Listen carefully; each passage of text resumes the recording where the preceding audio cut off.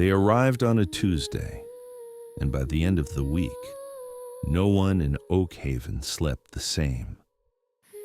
The sun was sinking low, bruised purples bleeding into burnt orange, when Elias first saw them. At first, he thought they were shadows stretching across the scrubland, but shadows don't move against the light. These did.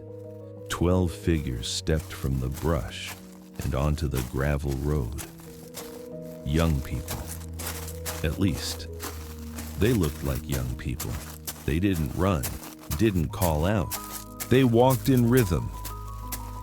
Crunch, crunch, crunch. Gravel answering each identical step. By the time they reached the square, half the town had gathered.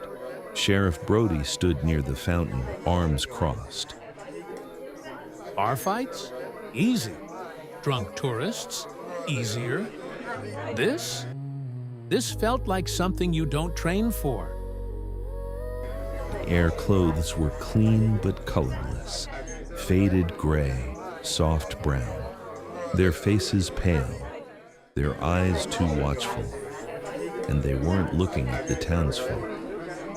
They were looking past them, as if haunted by memories just beyond the edge of the light. Sheriff Brody tried to welcome them. Welcome, friends. Looks like you had a long road. Their only answer was blank stares. Where are you from? You got some trouble on the road? Only one, seemingly the eldest of them, a young woman, slowly shook her head to show no. Old Mrs. Gable stepped forward first, because she always did. She held out a plate of warm chocolate chip cookies. Well now, you must be hungry.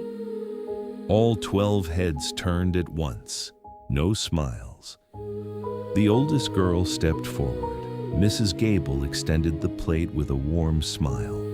The girl raised her hand and refused. You sure, sweetheart? How about some apple pie? She shook her head, no. I think I might have some stew that could be enough.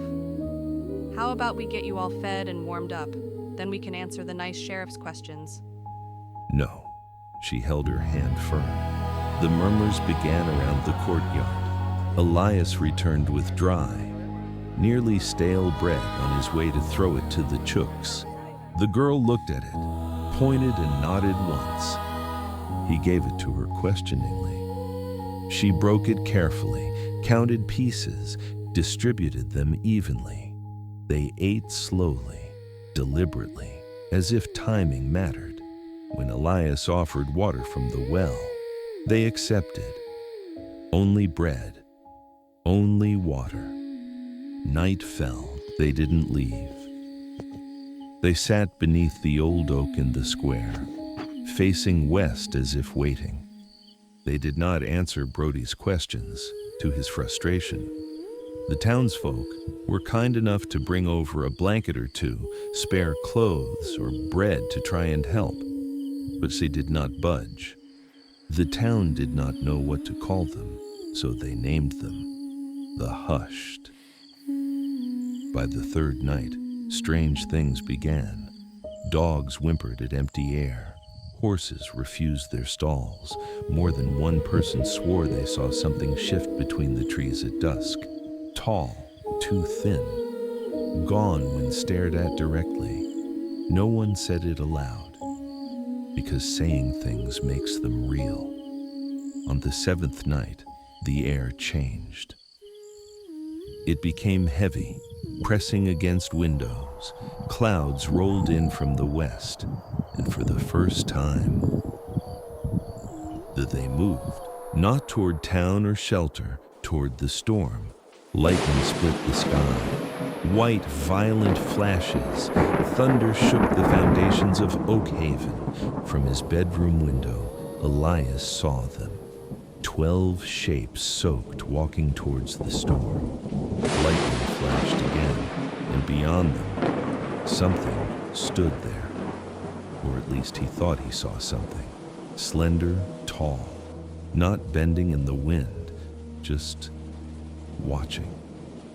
Then, darkness swallowed it. And for the first time since they arrived, the survivors looked afraid. The storm passed before dawn. Morning came bright, too bright. Elias stepped into the square. The hushed were still beneath the oak, but catching the first rays of sun to dry them off. But something was different. They flinched when the church bell rang. All 12 of them, in perfect unison. The oldest girl pressed her hands over her ears, not too fast, just deliberate. Sheriff Brody approached, boots heavy on gravel. "Storm's gone," he muttered. "Nothing out there except damage. We'll go out to check what is left once it's dried off a bit.